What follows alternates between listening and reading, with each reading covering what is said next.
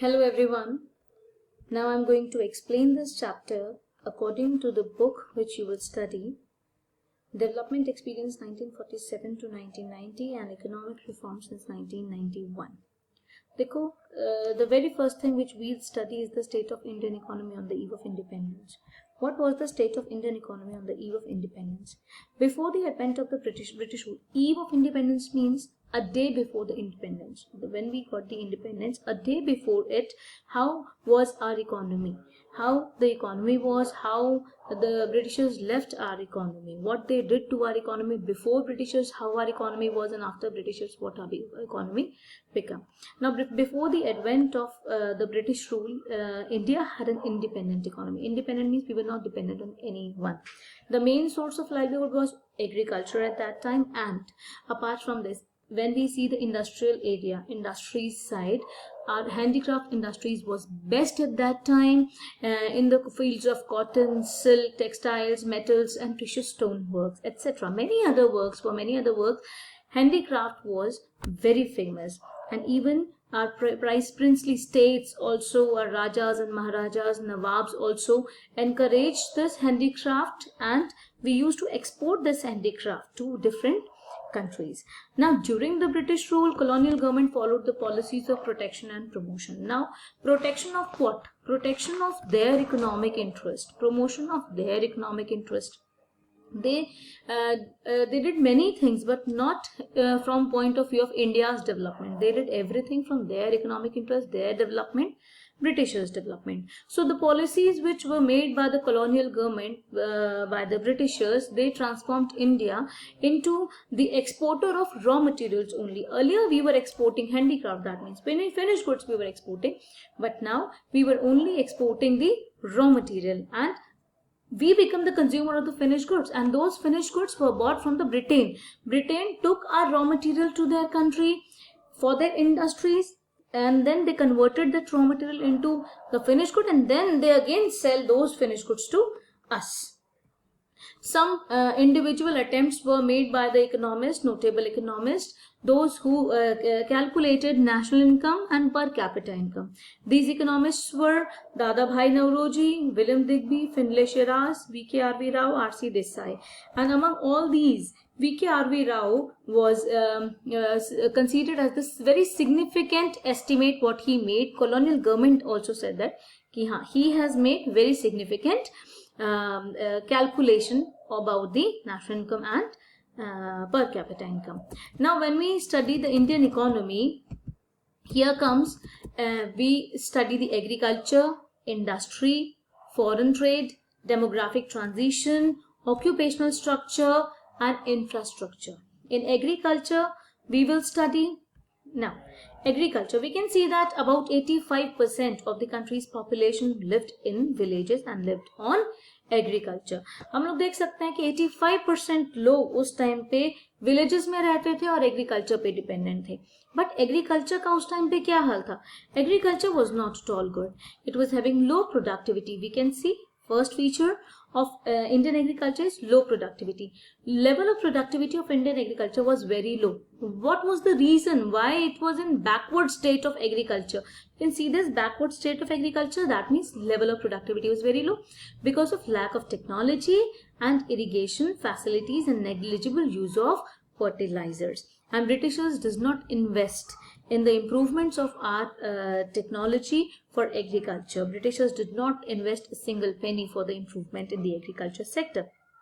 That's why, although our land under cultivation was very, very large, but the production was very low. After that, the second point is loss due to huge cost involved.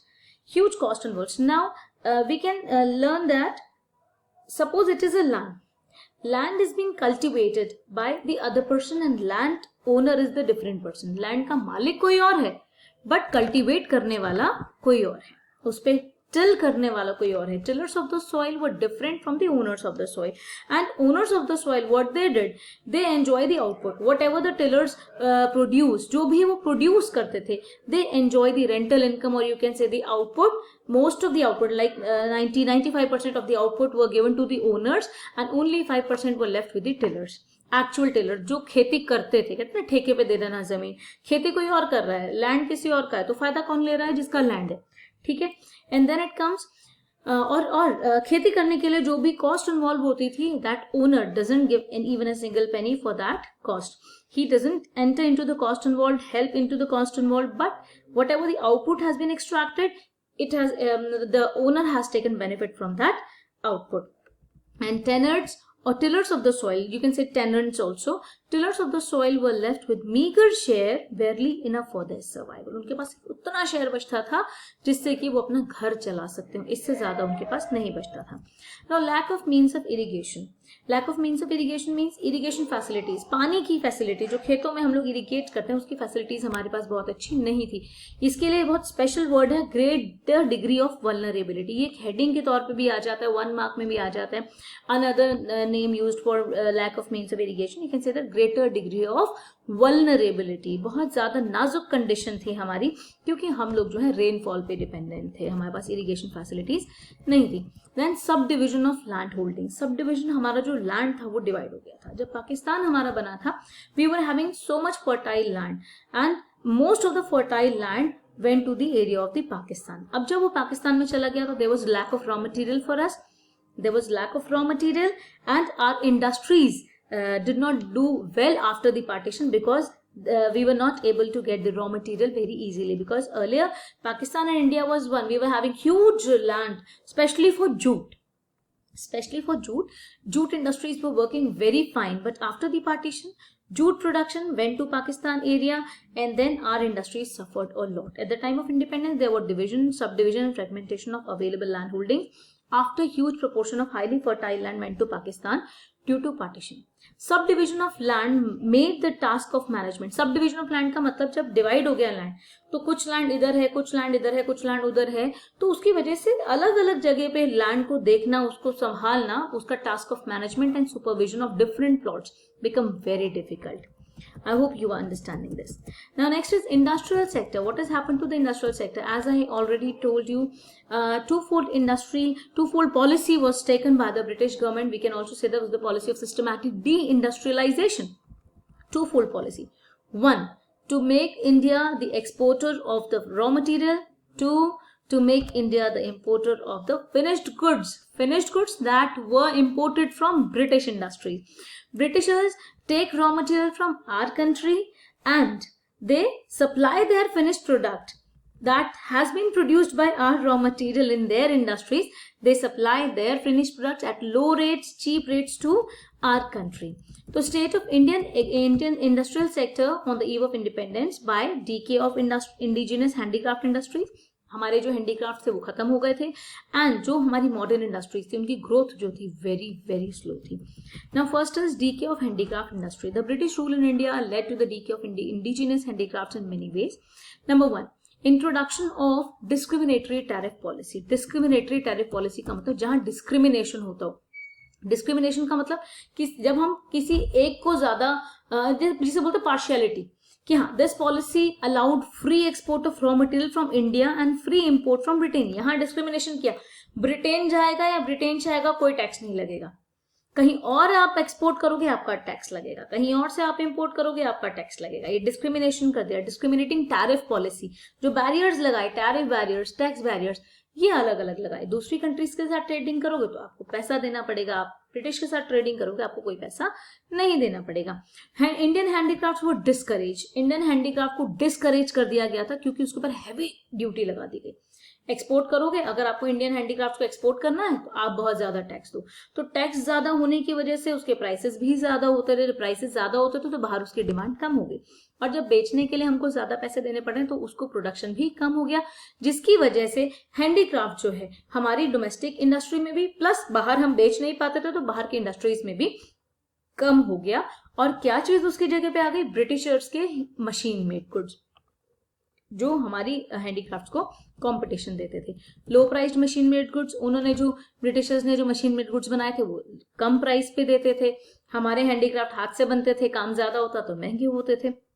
तो cheap goods जो है उसकी वजह से हमारा handicraft जो है वो हैरेस हुआ. Changes in taste and preferences. Now when people were getting British material, British products and machine made product, that also at a very cheap rates, so people, the taste and preferences of our country's people were shifted to the British man made goods rather than on our handicraft. Just because of that, our handicraft production has fallen a lot. Now last one is fall in the encouragement to Indian handicrafts. Now earlier Indian emperors, princes, nawabs, they all supported, they all encouraged the Indian handicraft. That's why our handicraft was well known in domestic as well as international markets. But now because British rule has come, their patron has lost. Now the Rajas, Maharajas have no power to encourage anything, to say anything. They were also under British rule. So at that time, no one was encouraging handicraft, and this was the main reason why handicraft has been eliminated. We can say that it is totally eliminated, totally absconded from here. And slow growth of modern industries. Lopsided means slow growth. अब हम लोग ये देखें, एक तो हमारी जो already industries थी उसकी स्लो ग्रोथ थी, दूसरा देखा जाए जो दूसरी मॉडर्न इंडस्ट्रीज बन रही थी like cotton industry, jute textile industries, mills बने थे, उनकी भी जो ग्रोथ थी वो बहुत ज्यादा स्लो थी. Like during the second half of the 19th century, modern industries began to take root in India, but its progress remains very slow. Initially this development was confined to setting up of cotton and jute textile mills. Initially क्या क्या development हो रहा था? Cotton and jute textile mills. Cotton mills कहाँ पे थी? ये Indians देखते थे कॉटन मिल्स को, जो western parts of the country में थी, महाराष्ट्र, गुजरात में. जूट मिल फॉरेनर्स देखते थे, कॉटन मिल्स इंडियंस डोमिनेट करते थे, जूट मिल्स फॉरेनर्स डोमिनेट करते थे. और जूट मिल कहाँ थी? बंगाल में. और Tata iron and steel company 1907 में आई थी. This is very important question from 1 mark question point of view. और दूसरी और कौन कौन सी इंडस्ट्रीज थी? Sugar industry, cement industry, paper industry, ये सभी सेकेंड वर्ल्ड वॉर के बाद थोड़ा सा आई, लेकिन सारी इंडस्ट्रीज की जो ग्रोथ थी वो बहुत ज्यादा कम थी. Next, lack of capital good industries. अब स्लो ग्रोथ हो रही है, हम लोग देख रहे हैं. पहले लॉपसाइडेड ग्रोथ हम लोगों ने देखी. दूसरा, lack of capital good industry. We were having industries but we were not having capital good industry. Now what is capital good? Capital good is a machine, plant, equipments, industrial plants, whichever are used to produce something else. कोई machine बनाना जिस machine से हम दूसरी चीज बनाए, पर वो machine भी तो कहीं पे बनेगी ना, जहां पे वो मशीन बनेगी, that machine is a capital good. So there was hardly any capital good industry like machine, industrial plants, equipments, etc. to promote further industrialization in India. Capital good क्या होता है? Capital goods industries are those industries which could produce machine tools to produce goods for consumption or production. और लो contribution to GDP, हमारे जो GDP है उसमें भी contribution जो है वो बहुत ज्यादा कम था. Growth rate of new industrial sector and its contribution, although we have seen that grow कर रही थी बट बहुत स्लो कर रही थी, जिसकी वजह से हमारा जीडीपी जो है बहुत ज्यादा कम था. And low level of overall production and income generation remained very low. And limited area of operation of the public sector, that means government sector. Government sector जो है वो बहुत लिमिटेड एरिया में काम कर रहा था, सिर्फ railways, electricity, power generation you can say, and communication, इन सब चीजों में ही काम कर रहा था. गवर्नमेंट जो है capital goods, electronics, machines, equipments में गवर्नमेंट ने कोई अपना हाथ नहीं आजमाया था, गवर्नमेंट ने इसमें काम नहीं किया था. तो अभी आपको मैं यहीं पे करती हूँ ऑफ. आप ये इंडस्ट्री सेक्टर और एग्रीकल्चर सेक्टर को ढंग से पढ़ें. आगे फॉरेन ट्रेड शुरू होगा हमारा, वो मैं आपको अपनी नेक्स्ट वीडियो के अंदर बताती हूँ. ओके, इसको ढंग से पढ़ो, समझो. All the best.